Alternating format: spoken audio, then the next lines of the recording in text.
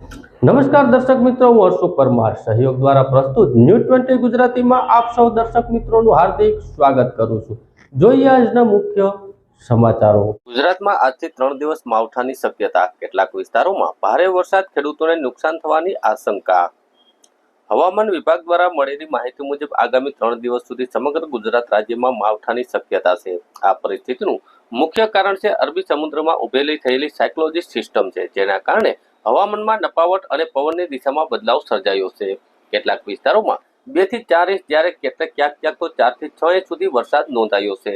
સૌરાષ્ટ્રના તટસ્થ વિસ્તાર તેમજ ઉત્તર દક્ષિણ ગુજરાતમાં કેટલાક વિસ્તારોના માધ્યમથી ભારે વરસાદની શક્યતા છે।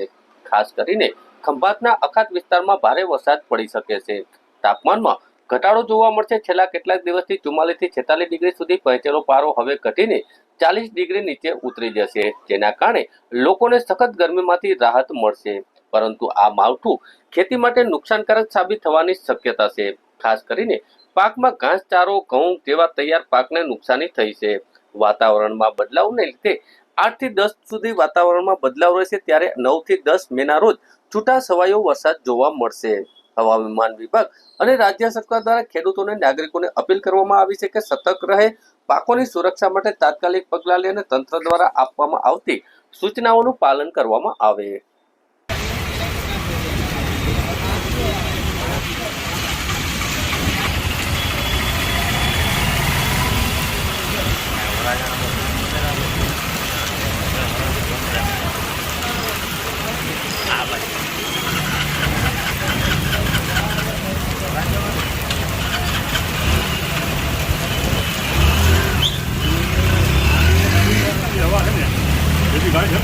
જૂનાગઢ શહેરમાં ફેસ્ટિવલ ઓફ કેટલના શ્લોક સાથે મહાનગરપાલિકા સંચાલિત ગૌશાળાને સ્થાયી સમિતિના ચેરમેન પલ્લવીબેન ઠાકર તેના જન્મદિવસ નિમિત્તે 1000 રૂપિયાનું ગૌશાળાને દાન કર્યું। શૈલેષભાઈ જોશી દ્વારા પણ 101 રૂપિયાનું દાન કર્યું હતું અને દાન પૂર્ણ કરવા અર્થે જાહેરમાં ઘાસચારો ન નાખવા મહાનગરપાલિકા સંચાલિત ગૌશાળાને દાન આપવાની બંને દ્વારા અપીલ કરવામાં આવી હતી। જૂનાગઢ મહાનગરપાલિકા દ્વારા શહેરને સ્વચ્છ રાખવા તેમજ જાહેરમાં ઘાસચારો વેચતા અને નાખતા ઇસમો સામે કાયદેસરની કાર્યવાહી કરવા કમિશનર દ્વારા આદેશ કરવામાં આવ્યો છે। શહેરને સ્વચ્છ રાખવા તેમજ રખડતા, ભટકતા અને જાહેર માર્ગો પર અડચણરૂપ થતા ગૌવંશને અટકાવવા મહાનગરપાલિકા પ્રયત્નશીલ છે, પરંતુ શહેરીજનો દ્વારા દાન પૂર્ણ કરવા અર્થે જાહેરમાં અનધિકૃત ઘાસચારો વેચતા ઇસમો પાસેથી અનધિકૃત ઘાસચારો લઈ જાહેર માર્ગો પર ગૌવંશને આપવામાં આવે છે, જેના કારણે આસપાસના વિસ્તારમાં ગંદકી ફેલાય છે તેમજ જાહેર માર્ગ અને જાહેર સ્થળો ઉપર ગૌવંશ અડચણરૂપ બને છે। તેથી મહાનગરપાલિકાના કમિશનર ડોક્ટર ઓમ પ્રકાશના આદેશ મુજબ જાહેરમાં ઘાસચારો વેચવા નાખવા પર પ્રતિબંધ ફરમાવવામાં આવ્યો છે।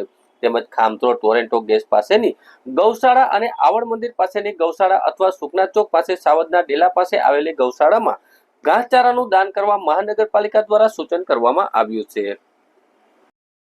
જૂનાગઢ શહેરના ઝાંઝડા રોડ પર થયેલી કરુણ ઘટના બાદ તાત્કાલિક કાર્યવાહી અંગે વોર્ડ નંબર 5ના કોર્પોરેટર દ્વારા રજૂઆત કરવામાં આવી। જૂનાગઢ શહેરમાં વોર્ડ નંબર 5માં આવેલા ઝાંઝડા રોડ વિસ્તારમાં દુઃખદ ઘટના થઈ હતી, ત્યારે સમગ્ર શહેરને આઘાતમાં મૂકી દીધું હતું। પાણીના નિકાલની કામગીરી દરમિયાન ટોરેન્ટો ગેસની કંપનીની પાઇપલાઇનને નુકસાન થતા આગ ભભૂતી ઉઠી હતી, જેમાં નિર્દોષ માતા અને કુમળી વયની દીકરીએ જીવ ગુમાવ્યો હતો। આ હૃદય વિદાયી ઘટનાની સમગ્ર વિસ્તારમાં શોકની લાગણી છવાઈ ગઈ હતી। આ ઘટનાના પગલે વોર્ડ નંબર 5ના કોર્પોરેટર દ્વારા મહાનગરપાલિકાના કમિશનરને તાત્કાલિક પગલાં ભરવા માટે રજૂઆત કરવામાં આવી હતી। ઝાંઝડા રોડ વિસ્તારમાં ફાયર સ્ટેશનની તાત્કાલિક સ્થાપના કરવામાં આવે, જેથી આવી દુર્ઘટના સમયે તાત્કાલિક પ્રતિસાદ મળી શકે અને વધુમાં જાનહાનિ અટકાવી શકાય। દુર્ઘટનાગ્રસ્ત પરિવારને તરત આર્થિક સહાય આપવામાં આવે, કારણ કે માતા અને દીકરીના અકાળ અવસાનથી પરિવાર ઉપર ભારે દુઃખદ પરિસ્થિતિ આવી છે। વધુમાં કોર્પોરેટર દ્વારા જણાવવામાં આવ્યું હતું કે આવા બનાવો ફરીથી ન બને તે માટે શ્રેષ્ઠ પ્રકારની સુરક્ષા વ્યવસ્થા, પૂર્વ ચેતવણી વ્યવસ્થા અને સંકલનની કામગીરી ફરજિયાત બનાવવી જોઈએ। આ દુર્ઘટનામાં જીવ ગુમાવનાર માતા અને દીકરીને શ્રદ્ધાંજલિ અર્પણ કરીએ છીએ અને પરિવારને આઘાતમાંથી ઉતારવા માટે ભગવાન તેને શક્તિ આપે તેવી પ્રાર્થના કરવામાં આવી હતી। અંતે શહેરીજનોની સલામતી અને સુખાકારી માટે તાત્કાલિક પગલાં લેવાશે તેવી અપેક્ષા સાથે રજૂઆત કરવામાં આવી હતી। જી, જે આ કાલની દુઃખદ ઘટના જે ઝાંઝડા ચોકડીએ બનેલી છે, તેમાં કોર્પોરેટર તરીકે તમે ત્યાં હાજર હતા? કાલે સવારે અંદાજે 10:26 મને સવારે ફોન આવેલો કે આપણા વિસ્તારમાં એક આગની ઘટના ઘટી છે। તાત્કાલિક જ હું તે નજીકમાં જ હતો, તુરંત જ ત્યાં પહોંચ્યો. સ્થળ ઉપર જઈને જોતા આગે ખૂબ વિકરાળ સ્વરૂપ ધારણ કરી લીધું હોય. ત્યાંથી લોકોને દૂર કરી તાત્કાલિક ફાયર બ્રિગેડને જાણ કરી. ફાયર શાખામાંથી તુરંત જ ફાયર આવતા આગને ઓલવતા અને પોલીસની મદદથી ત્યાં જે ટ્રાફિક હતો અને ત્યાં જે આજુબાજુમાં લોકો હતા એને દૂર કરી, જે લોકો આગની નજીકમાં હતા એ લોકોને દૂર કર્યા. ત્યારબાદ ખૂબ દુઃખ સાથે કહેવું પડે કે અમારા વિસ્તારના એક જ પરિવારના 2 સભ્યો, એક બેન અને એક તેમની દીકરીનું દુઃખદ અવસાન થયું. એક બીજા ભાઈ જે ગોલાધરના છે, હરેશભાઈ રાબડિયા, તેનું પણ અવસાન થયું. ખૂબ દુઃખ છે અમને. સવારે જ્યારે અમને જાણ થઈ ત્યારે આવો પણ ખ્યાલ પણ નહોતો કે આવડી મોટી ઘટના હશે. પણ ત્યાં જોતા જે રીતે જેની પણ જે ભૂલને કારણે આ થયું છે તેના માટે સરકારશ્રી તેમજ વહીવટીતંત્ર દ્વારા કડકમાં કડક પગલાં લેવામાં આવે તેવી અમારી માગણી છે. આ ઘટના જરા પણ સાખી લેવાય નહીં.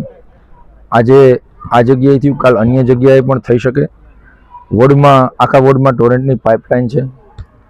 જે કોઈ આમાં જવાબદાર વ્યક્તિઓ હોય એની તરફ પગલાં લેવા માટે અમે ચારેય કોર્પોરેટર દ્વારા અરજી કરવામાં આવી છે.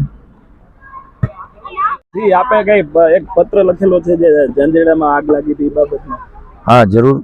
પત્ર અમે લખેલો છે માનનીય કમિશનરશ્રી તેમજ અમારા પદાધિકારીશ્રીઓને. કાલની જે ઘટના હતી એમાં જે કોઈનો પણ વાંક હોય તેની તટસ્થ તપાસ થાય, તેમજ પરિવારજનોને ન્યાય મળે તે માટે સરકાર તરફથી સહાય થાય. જે લોકો ઈજાગ્રસ્ત છે તેને પણ સહાય ચૂકવવામાં આવે એવી અમારી માગણી છે. તેમજ ઝાંઝેડા વિસ્તાર, મધુરમ વિસ્તાર અને જોશીપરા વિસ્તાર, એ વિસ્તાર અત્યારે જે હાલના ફાયર સ્ટેશન છે એનાથી ઘણો દૂર છે. અમારી એ પણ માગણી છે કે અહીંયા એક વૈકલ્પિક ફાયરની ગાડીઓ અહીંયા તૈયાર રહે તે માટેનો અમારે રજૂઆત છે. નવું ફાયર સ્ટેશન પણ અહીંયા અત્યારે બનાવવાની વાત હતી.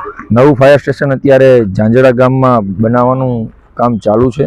તેનું એસ્ટિમેટ બની ગયું છે, તેનો વર્ક ઓર્ડર પણ નીકળી ગયો છે. વહેલી તકે ઝાંઝેડા બાયપાસની આજુબાજુના વિસ્તારો તેનો લાભ લઈ શકશે. જુનાગઢ જિલ્લાના મજવડી દરગાહ કાંડના ખૂનના ગુનામાં 2 વર્ષથી નાસ્તા ફરતા મહિલા આરોપીને પકડી પાડતી ક્રાઇમ બ્રાન્ચ જુનાગઢ. જુનાગઢ રેન્જના પોલીસ મહાનિરીક્ષક નિલેશ જાંજવાણી સાહેબની સૂચના તેમજ ઇન્ચાર્જ પોલીસ અધિક્ષક ભગીરથસિંહ જાડેજા સાહેબના સીધા માર્ગદર્શન હેઠળ જુનાગઢ જિલ્લાના અલગ અલગ પોલીસ સ્ટેશનમાં ગુનામાં નાસ્તા ફરતા આરોપીઓને શોધી કાઢવા, જેના વિરુદ્ધ કાયદેસરની કાર્ય કરવાની સૂચનાઓ કરવામાં આવી છે.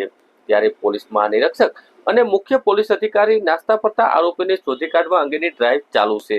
જે અન્વયે ક્રાઇમ બ્રાન્ચ જુનાગઢના પોલીસ ઇન્સ્પેક્ટર જે પટેલના માર્ગદર્શન હેઠળ ક્રાઇમ બ્રાન્ચના police sub inspector DK Jhala અને પોલીસ સ્ટાફના માણસો સતત પ્રયત્નશીલ હોય તે દરમિયાન ઈએસઆઈ, એએમઆઈ, ભારાઈ અને પોલીસ કોન્સ્ટેબલ સહિત સમાન ખાનગી રાહે ચોક્કસ હકીકત મળી કે એ ડિવિઝન પોલીસ સ્ટેશનમાં આઈપીસી કલમ નંબર 302-360 મુજબના ગુનામાં નાસ્તા ફરતા મહિલા આરોપી યાસ્મીનબેન ઉર્ફે કાળીબેન રામદેવપરા વાળા હાલ રામદેવપરા પોતાના રહેણાંક મકાન પાસે હોવાની હકીકત મળતા તપાસ કરતા મહિલા આરોપી મળી આવતા પકડી પાડી તેને એ ડિવિઝન મુજબ પોલીસ સ્ટેશનમાં ગુનાના કામે હસ્તગત કરી કાર્યવાહી હાથ ધરવામાં આવી છે.